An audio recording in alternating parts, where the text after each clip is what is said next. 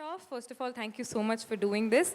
There is one question that all of us have had in our minds, and as architects, you're not just building houses or buildings. You're building experiences for somebody. Maybe it is someone's dream to own a house, and you're doing that for them. Or you're building someone's office, which might have been their parents' dream for that matter. And each and every brick that is being put into that project, it holds a lot of emotions. So for all four of you, what does architecture mean to you, and what does design mean to you in that sense? We'll start with ma'am.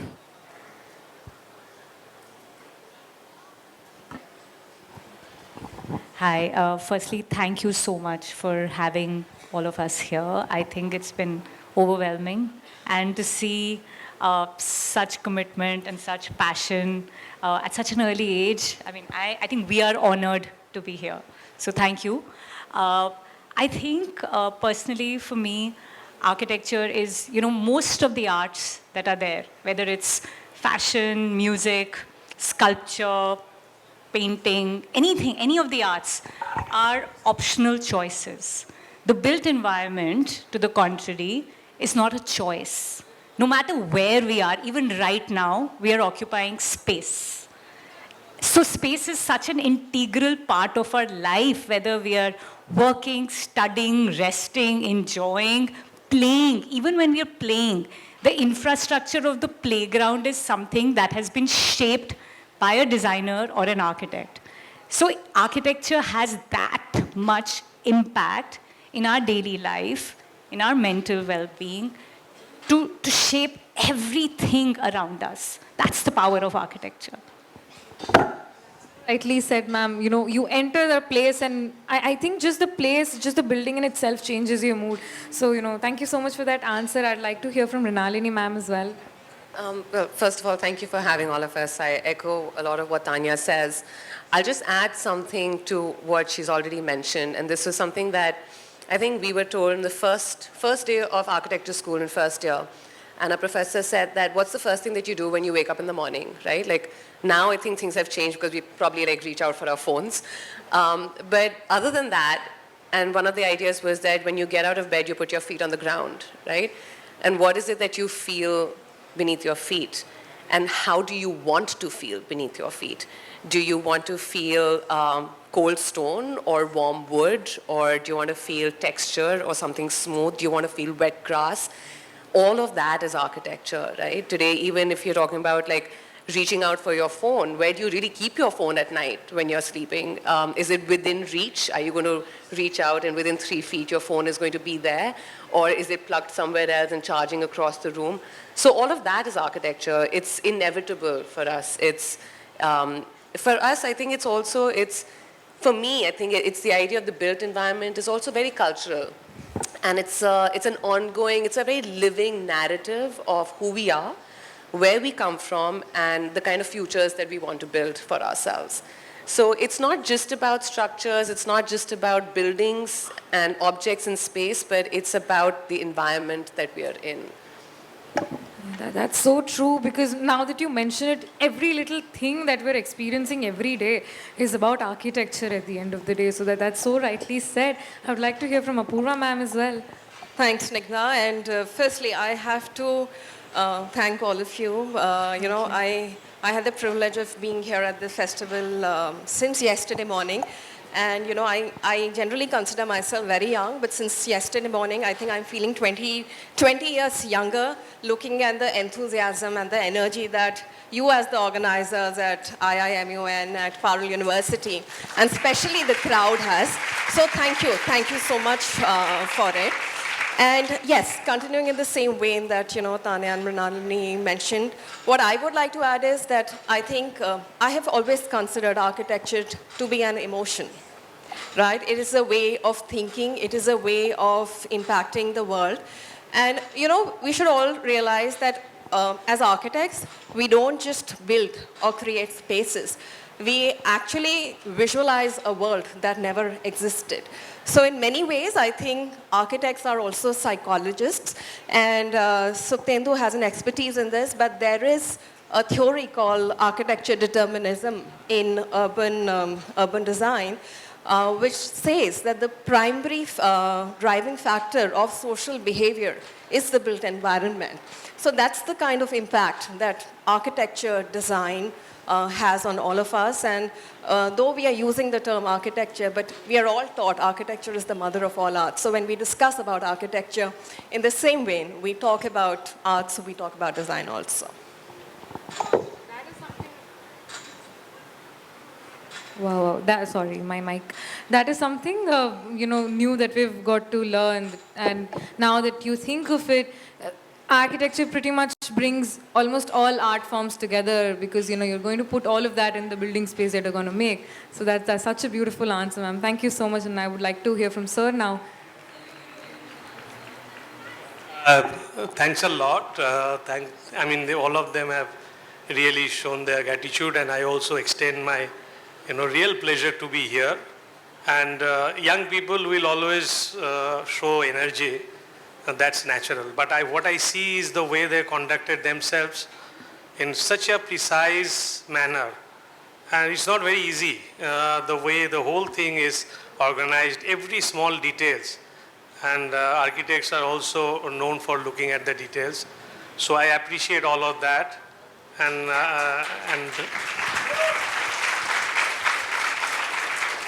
I will definitely share this experience elsewhere, because many of us, we are also involved in such kind of, not such type of events, but different types of events. So this is a learning, and also to extend this learning to others. And it's very interesting, and it's my pleasure to be also with a very smart panel here, my co-panelists. Some of them I knew for a very long time. And they have said many things about architecture, which is absolutely right. And when you were talking last, very little to add also. And it's very good also because you don't have to speak much. Just one interesting point which I want to add, that is this education. Though I practice also as well as teach. Earlier I was teaching more and practicing less. Now I am practicing more and teaching less. But architecture education as such is one of the most wholesome education which I have seen. And because I came from an engineering college background, multidisciplinary college background, but I have seen the architectural education. It talks about everything. It talks about contemporary situations, that you are more like working like a fox who know many things rather than a hedgehog, like who know only one thing. So, and you can plug and play in various situations, whether it is history, whether it is, psychology, sociology. There are so many things in architecture because everything revolves around space. And that's why it's very interesting. And every new day when I go to my office, I look forward to a new day, because new day will offer a new thing and new challenges. So that's what it's very interesting for me. It's part of my life, So architecture, you said, how is it? So it's part of my life. So, and part of everyone's life here. So that's about architecture. Yeah, I think sir's, beautifully summed all of it up and said that architecture is a part of your life. And, before, all of y'all arrived, I was speaking to our audience also. A lot of them are budding, and aspiring architects. And I think now that you've set the stage for them, you've explained everything to them, I think they'll get a better idea of what this career or what this field, means, right? And without further ado, I would like to jump to questions that we have prepared for all of you all. Specifically, I would like to start with Apurva ma'am. Ma'am, when we mention architecture, first thing that comes to our mind, and I asked these people also, and that was the answer I got. First thing that comes to our mind is somebody sitting at a desk with lots of sheets of papers and, pencils and sketching a lot of things. And, as architects, architects have that power to create a dream, just a vision, into an actual practical reality. And but you, ma'am, have gone beyond that now. You've published a book, and you are helping people. Your work is aiding students who are learning architecture. So what do you think is the importance of architectural writing, for students, and also for students who are there here present, what are the major skills in terms of life skills?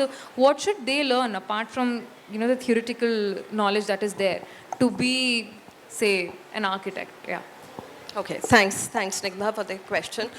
The fact that we talk about what happened in architecture and design decades ago is because there have been scriptures, there have been written literature on all of that. So that is the power of writing, and the importance of writing to architecture has always been there, just that a few handful have really focused on integrating writing with architecture. When I started pursuing this in 2005, there were no precedents, especially in India, of an architectural student jumping right into architectural writing as a full-time profession, staying put, not making a career shift. So I always knew that exploring the different avenues of architectural writing and offering training initiative programs in architectural writing, which you mentioned in the introduction, I always knew that would be a very important part of my career, because that would help and encourage many others to follow the same path. Coming to why I thought of integrating writing to architecture, writing was always one of my hobbies since childhood. And as a child, I realized how important the literary space we built out of words. So I realized that when we were writing, we were connecting with our thoughts, we were understanding them, we were analyzing them, we were building a narrative, and then we were, expressing them. So by writing, we were building a world where we were inviting our readers to come in and share an emotion with us as the writer. And when many years later I took up architecture, I realized we are doing the same with architecture. Just that in this case, we are building a built space and not a literary space. So I wanted to understand how we can integrate written words with the built world and how they can, inform each other. I think I should also congratulate the festival that they have brought this conversation in architecture and design on a mainstream platform, because I think that awareness of architecture and design on mainstream platforms is very less. We need conversations on architecture, and I think architectural writing is one of the most effective ways to start a conversation on architecture. Coming to the skills that someone would need to become a good architect, firstly, I would say please be aware of yourself, be aware of your surroundings. I don't know how many of you attended Ela G's session. You were there moderating it beautifully. She said, talk to yourself, and which I think is very important. Be aware, because when you are aware, that will transcend into the spaces that you create. So I bought something from Cotton World last week, and it had a beautiful tag which said there is a difference between life and living. Life is what you were born with, and living is what you make out of it. So I think live very close to yourself, understand your situations, circumstances, and that will help you in your creativity, abstraction, rationality, understanding of tangibility, intangibility, and that will transcend, into the spaces that you create. Secondly, I also think that curiosity and self-assurity is very important when you take up architecture, because curiosity will lead you to many explorations in life, and when you want to combine those explorations and generate a product, your self-assurity will tell you that it is the right product, that you have generated. Thirdly, I would say that please declutter yourself and start organizing yourself, because a decluttered mind will always impact your potential to think. And fourthly, I think the last pointer, there are many pointers, but the last pointer that I would share is also something that I read at a library, which said that knowledge is free here. Please get your containers and fill it. I would say knowledge is free at a lot of places. Try and get it from, everywhere you can. And finally, because I talk about a library, please start reading. And that is also the entire premise of this literature festival. And it's not restricted for those who want to take up a career in writing. Because I feel the more we read as architects, the more we are able to articulate an architectural point of view. And that informs our own design. So those are some of the few pointers. Thank you. Beautiful, ma'am, beautiful. And I can relate to all the last pointers that you mentioned. You mentioned about cluttered minds.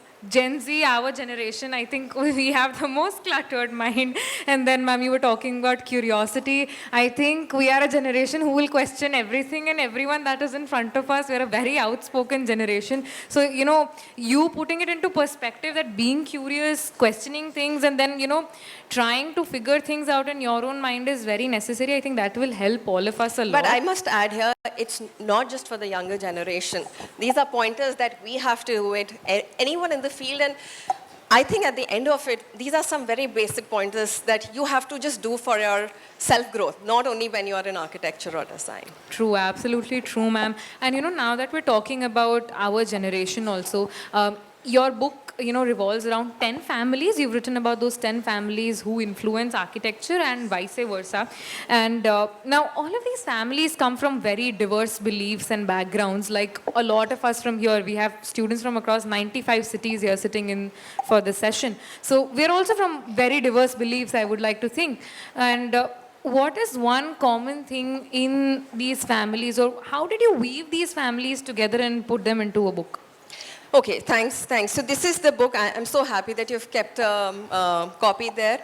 And it's called Architectural Inheritance and Evolution in India. And just to familiarize everyone, it is basically a case study of 10 architectural families in India, through which I try to understand how architecture bonds families and how families impact architecture. And it's very interesting that we talk about here, because if you all can see on the cover, this is the cover of the book, it has a banyan tree. And Vadodara, as you all know, is named after what? Which is a banyan tree. And my concept of having the banyan tree on the cover was that obviously it's a symbol of evolution and strength, but it has roots which branches off like new trees, which is the premise of a family where the old gives way to the new. So yes, 10 different families, and I think there were many differences, but there were some commonalities also. I think one of the commonalities was that the first generation in all the families, they drifted into architecture by passion, and the rest of the generation, it was more about following a legacy. But despite the fact that they drifted into architecture either by passion or legacy, architecture manifested itself in their thoughts, lives. Then the professional dynamics amongst all the families was very different, but the engineering needed in intergenerational practices, where one practice was being shared by all the generation, it needed more of oiling than in other families where, there were 2 or 3 practices being shared by the family members, or the family members, they were into alternate fields of architecture. The third commonality that I also found, that the family dynamics, it really depended upon the entry time of the first generation of the architects. So if in a family, the first generation has entered in the 90s, 50s or 60s, their understanding, perception of architecture was very different from a family whose first generation of architects had, entered in the 80s or 90s. And I think 2 more commonalities. One was an interesting commonality, that the friction between an architect daughter and her father was less than an architect son and his father, because I think daughters either win over their dads, we all know that, or we make just peace with what our dads tell us. And finally, I would say that all the women, because I had a conversation with all the 44 architect family members in these 10 families, all the women who are architects and are part of the book, they said that having their spouse in the same industry led to smoother professional lives. So that is a plus point for, those people who are in the same industry. I'm sure Tanya would agree with me. But yes, everyone agreed that there might be also drawbacks of working in the same industry of a family, but greater are the advantages of a family that is there to back you up. That's so beautiful, ma'am. You mentioned, first of all, you mentioned the banyan tree, and then you put together how family is important. And, you mentioned, it's a very different take. We have not usually heard of writing about families. In a field like architecture would be very different. So we're all looking forward to read this book and get to know more about it. Thank you so much, ma'am. Those are my questions for you. I would like to move to Mrinalini, ma'am, with your permission. So you recently published the dissertation that you've written during, as per our knowledge, you worked on it during your Masters of Arts of History and, critical thinking. So as humans, ma'am, we are more worried about human needs. So when people are also writing about such social causes also if we write about, it's more about how humans are being troubled, right? And then maybe perhaps to an extent how animals. But you wrote about what does Mithi want? It's a river. What made you write about a river and what a river thinks of its own degradation?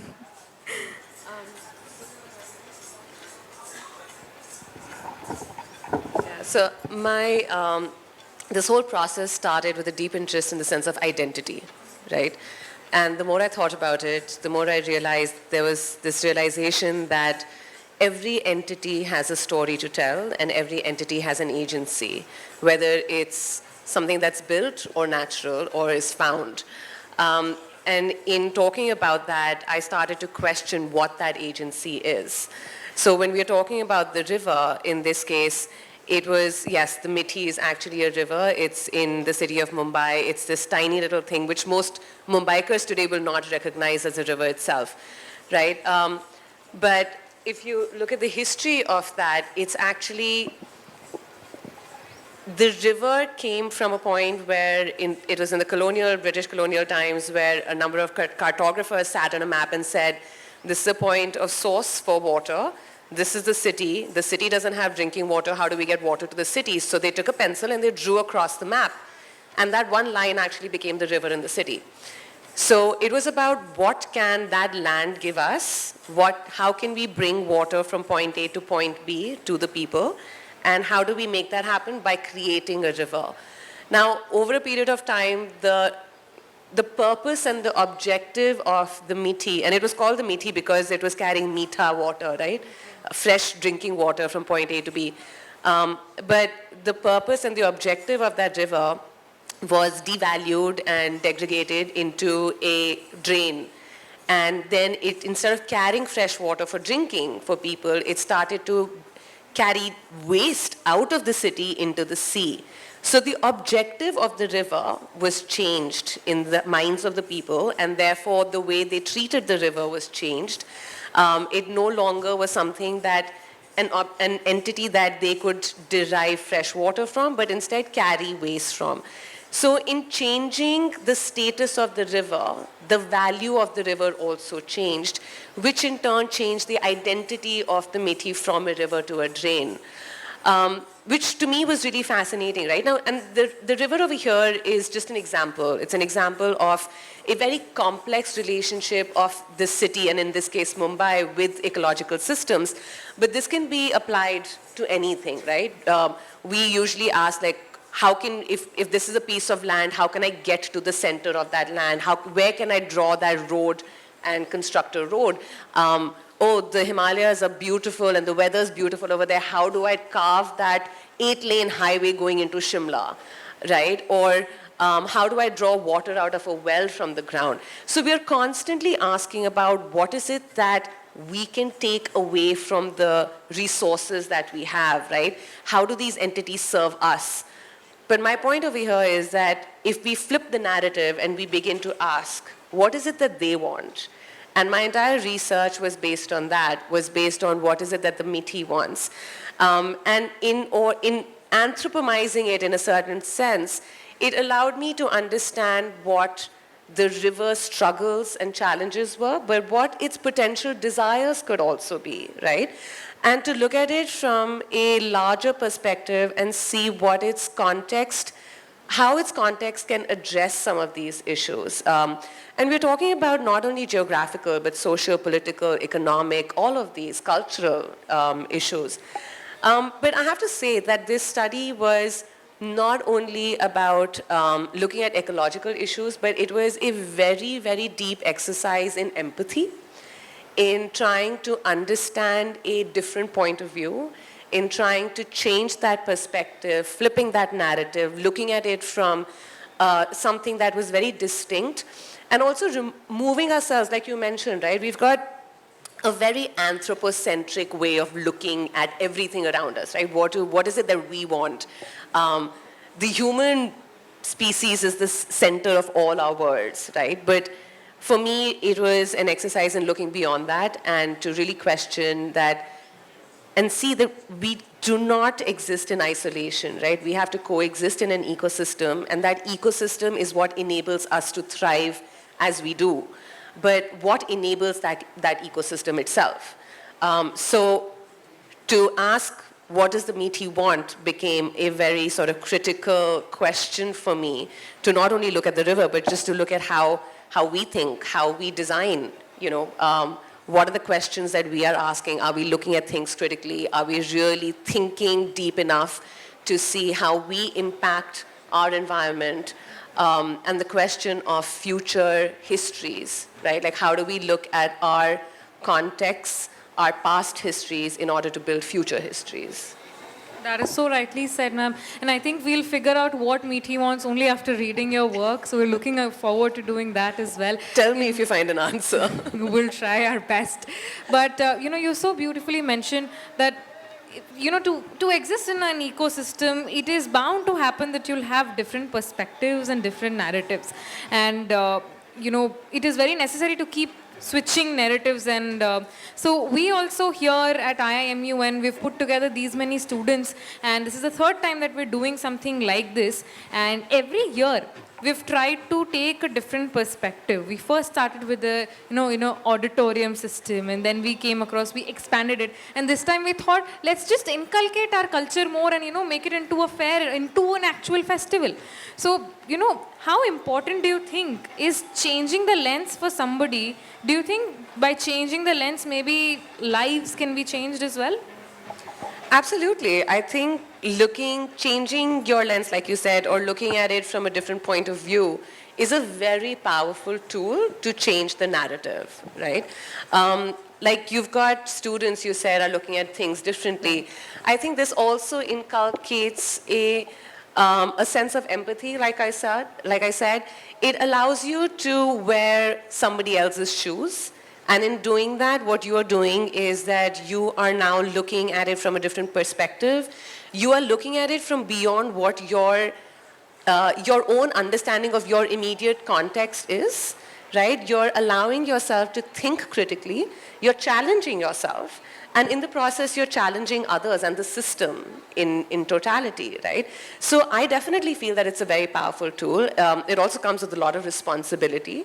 It comes with the responsibility of knowing, what to do, the right questions to ask. As an architect, you ask, what does this space do? Who does it cater to? Who does it address, or who does it inform? As a curator, I ask myself, whose story am I telling? Who is the audience? As a writer, the audience and the reader becomes very important. So whatever action you're doing for a particular purpose, for an objective. What is that objective and who is it serving? So whether it's a student or whether it's any of us as practitioners, right? I think it's critical to have critical thinking. And it's really encouraging to see that as an organization, you're doing that with young students, and students starting as early as, age 15, 16, I believe, who are being given the opportunity to think differently and to be more empathetic. I think for me, that is the key to sorry to say this, but a better world, is to be able to understand each other a little bit more and to be a little more empathetic and listen to what the other entities, be it, humans or non-humans, what do they want, what do they need? That's so true. Sometimes, we as humans, and especially the younger generation, I keep bringing it up because I am also from the same generation. So, we think that criticism is a bad thing, or, receiving criticism, we don't accept criticism very openly. So I think this will change our perspectives and, for the audience as well. So thank you so much for that answer. My next question is for Tanya, ma'am. Now, this is so interesting, ma'am. I was going through your website and everything. Usually, architects and practitioners write architectural write-ups, right? Now, you went one step ahead. You wrote how or what these write-ups should do for people. So let me just ask this question straight up. What should architectural write-ups do for people? So I think in my sort of, as a student, as a young architecture journalist, I think Apurva and me go back a long time. I was taught by Mr. Biswas here, and Mrinalini and me have worked together. So we've actually, I've been very fortunate to have worked with all of them. And each time I realized that we were writing, architecture as a fraternity traditionally is actually very exclusive. We talk to each other. So when we actually write about architecture also, we write in a language that only other architects understand. And that becomes which actually creates a bubble around us and becomes a hindrance to what we are doing. We want architecture to be understood, comprehended, and be more accessible to all. We are all constantly trying that the built environment should be better, but as architects, we were not taking the ownership to make our design, our narratives, the spaces we create be better understood by the world at large. So our goal, when I started Epistle, the idea was only to really change that game, democratize it through the words we were using. We had the power of the written word. If we made our language easier, not full of jargon, use a language that is commonly understood by all, that would lead to a better world, like Mrinalini said, right? We cannot complain. Everybody complains about our cities, our spaces, our homes. COVID changed so much. But we never really took the ownership and wrote about it. And like Apurva was saying, we write about our work, but we have to also write in a language that is easily understood. I constantly tell anybody who comes to me as a young writer, I say, when you write something, one, go back and read it the next morning. Because your mind is, again, you're looking at it differently from a different point of view. And you give it to somebody who's a non-architect. If they understand your write-up, then the job is done. That's so beautiful. That's so beautifully put together, actually. And you mentioned Epistle, so I'll come to that as well, ma'am. You're running a company that looks after PR services for architectural firms and content for architectural firms. And this is not a very traditional, this is not the mainstream architectural field. And when we came across this, we were also a little surprised and excited to know about it. So, what are your views about these non-traditional streams within architecture only? How should one pursue these if they want to? So I think things have really changed from when I started, and I'm sure Apurva and Mr. Biswas and Mrinalini will agree. When we started, writing was an allied practice. It was always considered not a practice, it was an allied discipline of architecture. Today, things are very different. Today, it is just a different type of practice. And, me and Mr. Biswas were discussing it in the morning, that is a practice that can also make the impact. That is a practice that will change the world. I think the real thing one needs today, and I've been very lucky, I remember I graduated and I had an opportunity to work in India's sort of one of the only architectural magazines that time. And I called up Mr. Biswas and I said, I have 2 jobs, I've just interned. Should I just leave the option of practice and move to journalism? Because if I do, I don't know what is going to lay ahead of me. And very kindly, and I'm here because of him today, because he said at that moment that, the exposure to see the world, to see the built environment as a young person, you will get in this job. You can always go back to mainstream practice and work. And it changed the world for me. I resisted it for many years. I kept taking up roles and opportunities. I went ahead and did a master's in architecture. I kept trying that, okay, no, maybe mainstream practice is only what works. But really, there's a whole world out there. And coming to this festival, I realized that you've already said you're a different generation, which makes me feel very old though. But the fact is that you are already all exposing yourself to 100,000 opportunities. That is really all that one needs to do. To make the maximum of your 18, 16, 18, 20 awake hours, whatever hours you stay awake for, to make the maximum, to go, to engage, to talk to people, to pick up every opportunity that comes your way with complete passion and conviction. That's really all you need. Skills one can develop over time. Passion can make you explore and charter paths that you also don't know you can create. I am not skilled in either management or business or architectural writing. None of us have had, today we are running courses in writing, but there's no real course for writing before us. So you can charter your own paths and you can learn as long as you have the conviction and the passion. And if you start with that conviction, you will always succeed.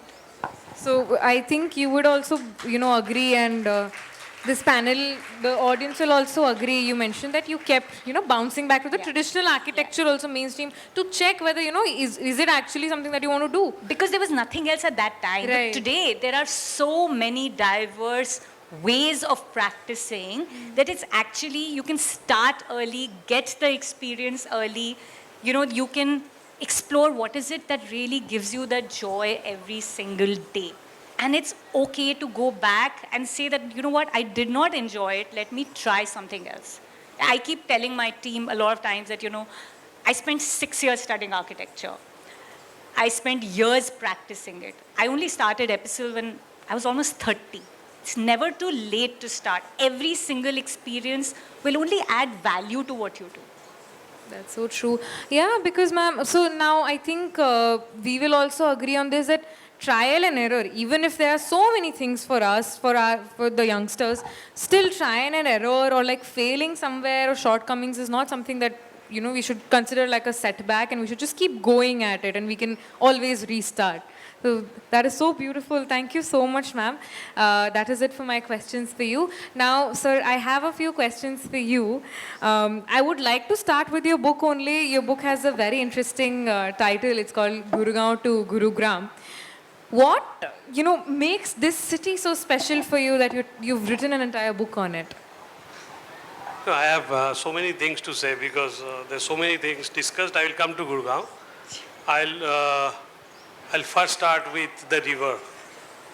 The river, actually, I grew up in a place and spent a lot of time next to the river flowing. So river is something which is always changing. So one flow is not the same than the other flow. So by looking at it, one can see how it changes. It swells sometime, then it goes, it dies down because of the tidal flow. So it's a fascinating entity. And it will be interesting to really map a river and see how many people are dependent on it. So then one can really understand the ecology, and it's very important to understand the river and any water system, because cities actually started spoiling all of that and not recognizing it.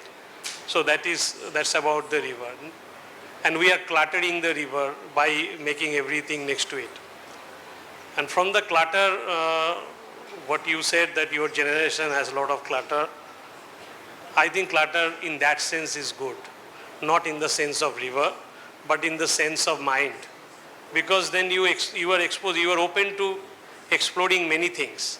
So if you don't need those kind of horses, which is like a very, very tunnel vision. You know one way to go. You have so many ways to go. And so many things to do. So that ambiguity is a positive thing in some place, sometimes. And today's context, it's one important thing is that you have so much of information. Your work is not about, in our time, the information was knowledge. Now information is not knowledge. Information is nothing about knowledge. Knowledge is how you filter the information. So your task is more difficult than anybody else's task. So, generation-wise in terms of that way. And you are in a very interesting situation in which you can actually do so many things. And you can flow from one thing to the other thing with ease. Now coming to writing, and what Tanya is saying. Tanya, among my students, when I realized that I have taught about 600 odd students, a few of them actually speak very well, and she has been one of that. And architectural education, why I'm saying that? Because as a kid or 17, 18 years old, presenting your design, which is a very qualitative thing, in front of 4, 5 faculty members, and anybody can come in and ask questions, is not easy. So it gives a tremendous training of public speaking, and that is one good thing about architecture, where you explain qualitatively something in a lot of conviction and a lot of rationality. So that's one. Second thing is this about writing. We had this course called dissertation, where you start writing, constructive research and all. I give you one example. There was one boy who started, who was fluent in Hindi and started writing only in the 4th year of architecture when he wrote a dissertation. And he came back and told me that is how he started getting the knack of writing. And he has now 4 or 5 novels, paperbacks, to his credit. And some of them, maybe a couple of them will go into movies also. So, it can change. Things can change. And because you will explore more, you never know which one you will like. If you don't explore, then you don't know whether you like it or not. So that's another thing. Gurgaon, because I've seen Gurgaon, the writing also, when I wrote about Gurgaon, because many people relate to Gurgaon, because for people like me, I have traveled to Gurgaon for 10 years, 12 years. I was teaching there, students worked there and all that, so I've seen it growing up, that way. So I thought that I will write about Gurgaon in a language that if you pick up the book from the airport in Delhi, you can finish it in Calcutta, and then that's about it. It is a very simple language, and it was very difficult for me to write in that language. Let me, concede that. It's not very easy. It's very, very easy for me to write, or many of us to write in scholarly language for architects. But this is something which I thought I would write for people who actually use that city and travel along it and see such cities, because Gurgaon is symptomatic. Every city has Gurgaon now. Vadodara also will have Gurgaon, Surat has Gurgaon, because that's a city which talks about ambition and how, even if you don't have lineage, you come as a corporate, and how you can live in a city and that ambition can be fulfilled. It has also other sides of it. Then when you have too much of ambition, you become insulated, and therefore the Gurgaon have this insular kind of communities, and the city gets lost. So there are many things, there are many layers to a city and things like that. And Gurgaon, I thought, is a very fascinating city, and because I don't want to get into a very technical discussion on why it is so, but this is something everybody can relate to it. So especially younger people.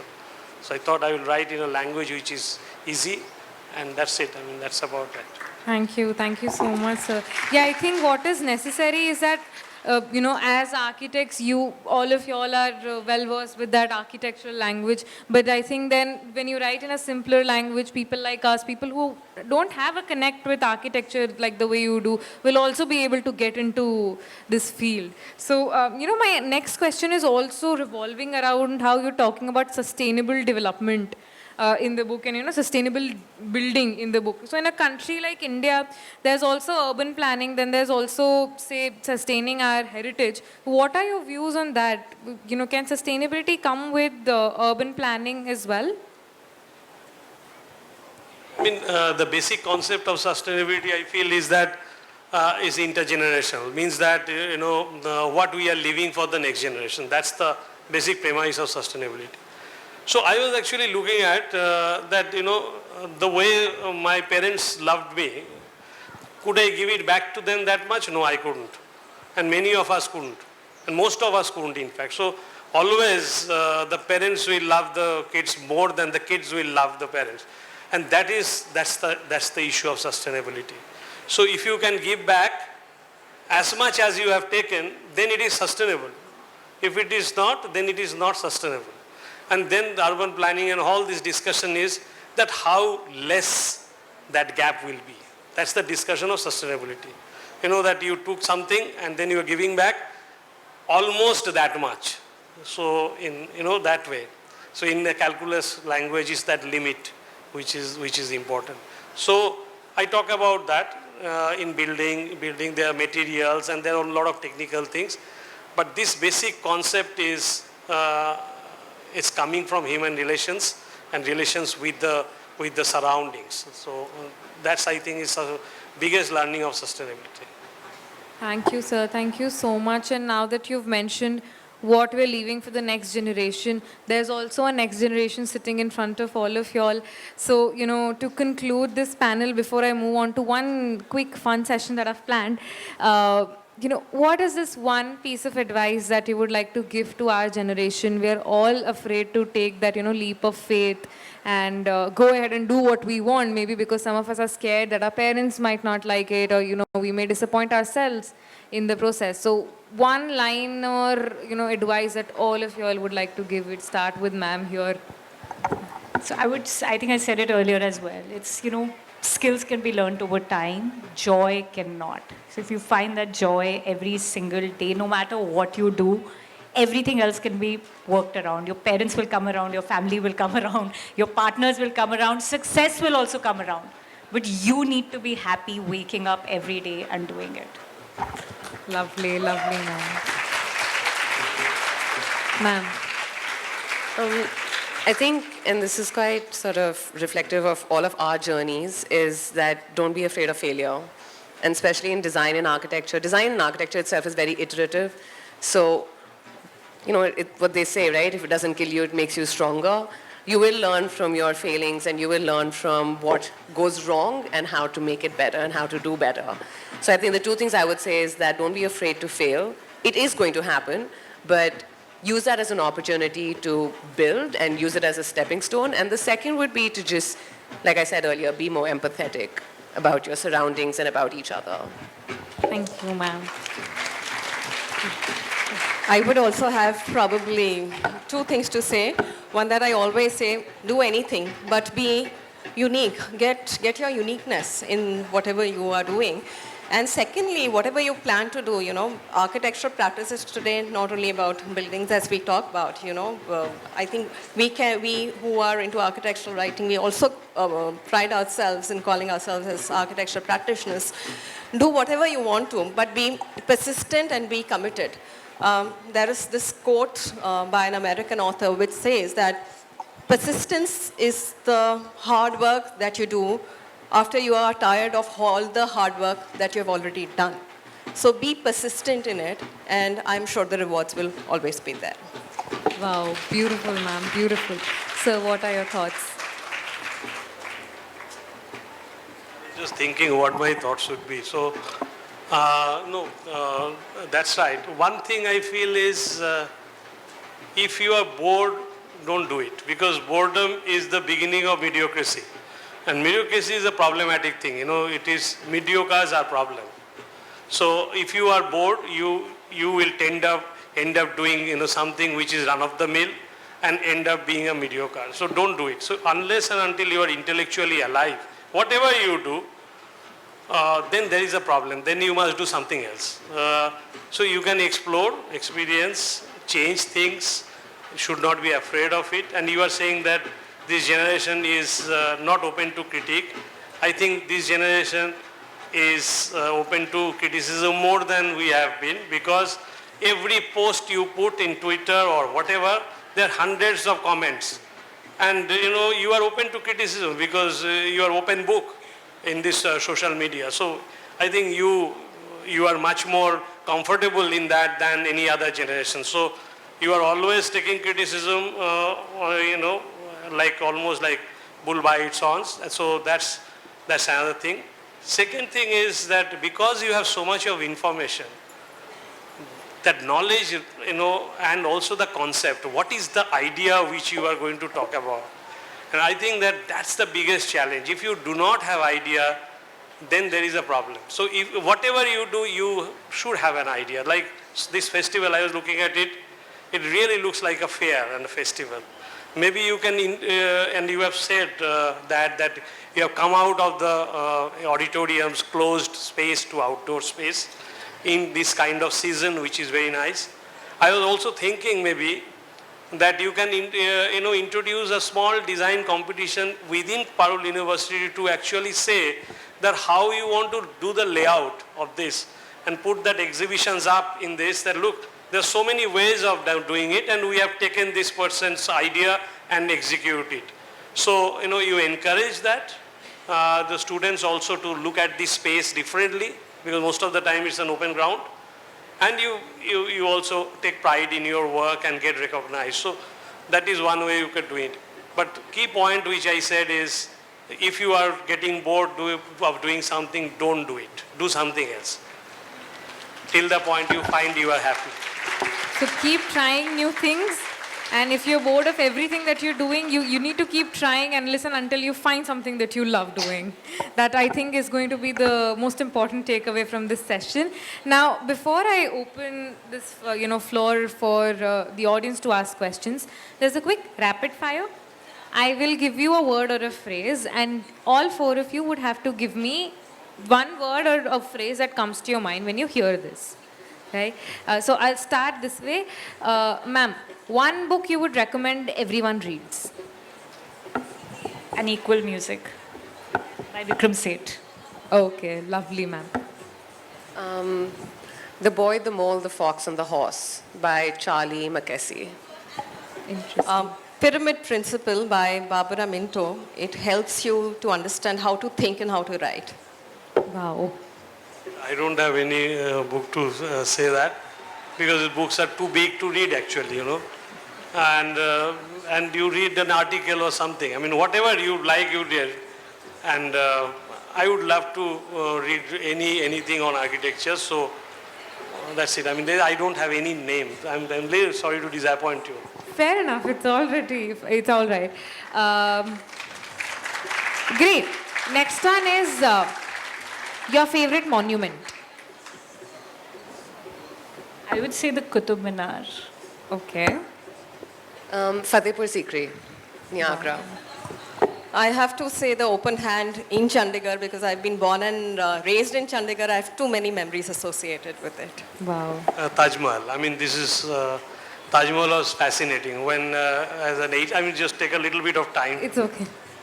In 8th standard, when I saw Taj Mahal, I was actually wondering, before I saw it, I was wondering what is so great about it. So first in the Agra tour, you go to Dayal Bagh, and which is an extremely carved stonework and all. So I thought that, this is good enough. Then I went to Agra Fort. I thought, fantastic, you can see the river and all. But when you go to Taj Mahal, you don't know why it is so good. And that's the charm of that place. That's amazing. And the people who tried to copy it was miserably, they failed. And that shows the, that kind of eternal space. Qutub Minar is also a favorite, being in Delhi. But Taj Mahal, I'll give a little bit of more instinct in Taj Mahal. Wow. Thank you, sir. Architecture. Way of life. Building our future histories. As I said, it's an emotion. Yeah, way of life, that is what I breathe and think about. So it's part of my life, so architecture. Part of your life. Beautiful. Home. Home. It's a mood. Wow. Home. A place where you're secure and loved and comfortable. Beautiful. My favorite place. Wow. Home where I can watch football matches on the TV. That's home.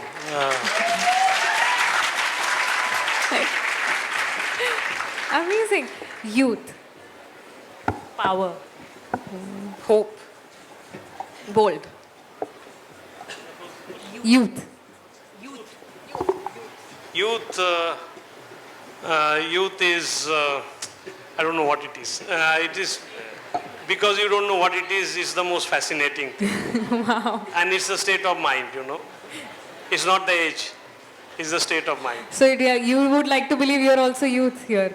You're also young. I am. Then I think you're the youngest one here amongst us. Then I think you're the youngest one here amongst us, sir. Yeah, maybe. Yeah. India. And change the world. A force to reckon with, for sure. Belongingness. What was that? India. India is diverse and it's ambiguous, and there is no single idea of India. Wow. Next is Vadodara Literature Festival, VLF. I don't have a word. I'm so sort of, it's been overwhelming. I'm enamored. I think you guys have been fabulous. You can change the world, really. Thank you so much, ma'am. More power to all of you who put this together. Thank you. I would have to echo Tanya. I think there's so much power in this platform, and the fact that it is flooded by the youth, and I would include all of us in that. I think you just have the power to make a lot of difference in various ways. Wow. So I think youth is the word that I will always associate with Vadodara Literature Festival. Otherwise, we have many festivals, but as I understand, this is the only festival that is run by youth. And I think it's a brilliant initiative, and I hope that you can continue it for many decades. And I feel sad that when I was much younger, maybe 20 years younger, I was not a part of it. Wow. Thank you, ma'am. Literature Festival, the Vadodara Literature Festival, Yes. where I would like to come back again and again. Wow. I'd like to add something here actually. When just since yesterday, whatever I've experienced till now, but the first thing that I did in the morning was I woke up and I messaged my husband and I said, you know what, I think we should send our kids here. Wow. I'm really missing not getting my son here because I think there is just so much to learn and it's been amazing. Thank you, ma'am. Thank you very much. That means a lot to us. Next up is I.I.M.U.N. Iconic. Thank you. I think supremely impressive, again, with everything that you guys are doing, and the fact that you're doing it with, the demographic that you are, and the way you're doing it is highly, highly impressive. Thank you. I think extremely visionary, and I think probably best to mention Rishabh Shah, the founder. I think the credit goes to him initially, and then it's shared with all of you. I think it's a brilliant, brilliant initiative. Thank you, ma'am. I think it's a great idea. I mean, a fantastic concept of harnessing such kind of talent and also the exuberance and all. So I think it's a great concept and a great idea, and the way it has been executed is perfect. Thank you, sir. Thank you so much. Last but not the least, we have our venue partner, Parul University. I want to see more. Wow. I really want to come back and explore more, like Mr. Biswas was saying. And 21 schools, a great architecture building. I mean, there's so much more to explore. I'm surely going to come back. Thank you. We actually got lost yesterday while coming to the venue, not in the city, but inside the university. That's how massive it was. We couldn't find our way around it, but I would love to explore more. It feels like a little township in itself. It's massive. But what was really encouraging was to see the number of students. Maybe we just came at a point where everyone was, walking around, going from place A to place B. But just the diversity of students, great to see a great ratio between men and women. I don't know how, accurate that was. But yeah, definitely curious to know more about the university and what all they're doing. Thank you. I think huge and massive. I got the opportunity to meet the president and vice president yesterday, so it was wonderful. And I have to be biased, but I see the architecture wing here, so they took me to their school, and it was wonderful. So huge congratulations to them and the entire university for what they've come up with. Thank you. I don't know much about Parul University as such, to be honest with you. But definitely, that's my fault. I need to learn more about the university. And I saw a fantastic architecture school building from outside. So I'm sure that it has good intentions. to have good space and good activity, to host good activities like this. So there may be a lot of nuances which I am not aware of, but on the overall, it looks a good space for exchange of information and knowledge. So that's Thank what you. I Thank feel. you, sir. Thank you so much.